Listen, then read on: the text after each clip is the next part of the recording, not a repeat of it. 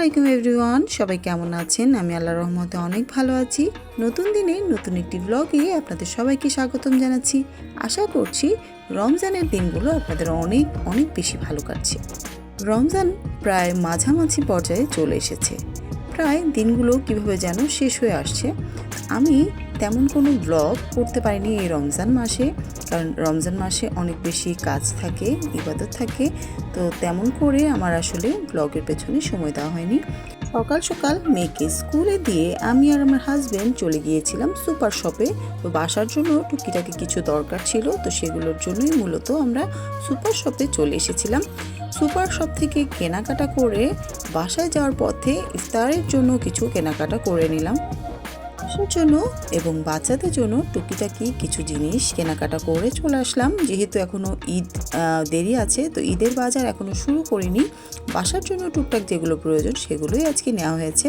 আমরা দোকান থেকে হালিম কিনে এনেছিলাম, কিন্তু আমার কাছে হালিমটা একটু ভালো লাগেনি। আজ ভাবলাম আমি আমার নিজের হাতে হালিম রান্না করে আজকে বাসার সবাইকে খাওয়াবো। তো সেই জন্যই আমি সুপার শপ থেকে একটা হালিম মিক্সের প্যাকেট কিনে নিয়ে এসেছিলাম।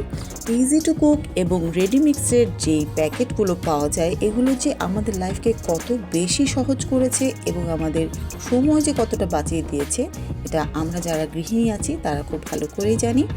আজকে এত সহজে আমি হালিম তৈরি করে ফেলবো। তো হালিম মিক্সের প্যাকেটগুলোতে আপনাকে উপকরণ এবং প্রণালী দুটোই দেয়া থাকে। একটু এটা ভালো করে পড়ে নিলেই যে কেউ খুব সহজে হালিম তৈরি করতে পারে। তো হালিমের ভিতরে যে শস্য দানার একটা প্যাকেট থাকে, সেটাকে আমি কিছুটা গরম পানিতে ভিজিয়ে রেখে আমি আমার বাকি কাজগুলো করে নিচ্ছি এবং এটা আধা ঘন্টার জন্য একটু ভিজিয়ে রাখবো। এরপরে আমি আমার হালিম তৈরিতে চলে আসবো। আমি কাজ করতে গিয়ে আমার হালিমের ফুটেজ নেওয়া হয়নি, তো আমি হালিমটা তৈরি করেছিলাম। আর এই হাঁড়িটা আমি সেদিন হালিম কিনে এনেছিলাম, তো ওটার সাথে পেয়েছি। তো ওটাতেই আমি আজকে আমার হালিমটা সার্ভ করে ফেললাম, আর সাথে করে নিলাম কিছু আলুর চপ। আর আমি আর আমার মেয়ে একটু বাইরে গিয়ে কিছু ইফতার আইটেমও কিনে নিয়ে এসেছিলাম। আমরা এবার রমজানে চেষ্টা করেছি ভাজা পোড়া খাবারগুলো খুব কম খেতে। হয়তো একদিন দুদিন ভাজা পোড়া খেলে বাকি 3-4 দিন আবার আমরা অন্য কিছু খেয়েছি, স্বাস্থ্যকর খাবার খেয়েছি। তো আজকে আবার কেন যেন খুব ভাজা পোড়া খাবারের খুব ক্রেভিং হচ্ছিল। আমি আর আমার মেয়ে গিয়ে আরও বেশ কিছু নাস্তা নিয়ে এসেছি এবং আমার হাজব্যান্ড সকালের দিকে অনেক কিছু কিনে নিয়ে এসেছিলো। তো আমি আমার মেয়ে গিয়েও বেশ কিছু খাবার কিনে নিয়ে আসলাম।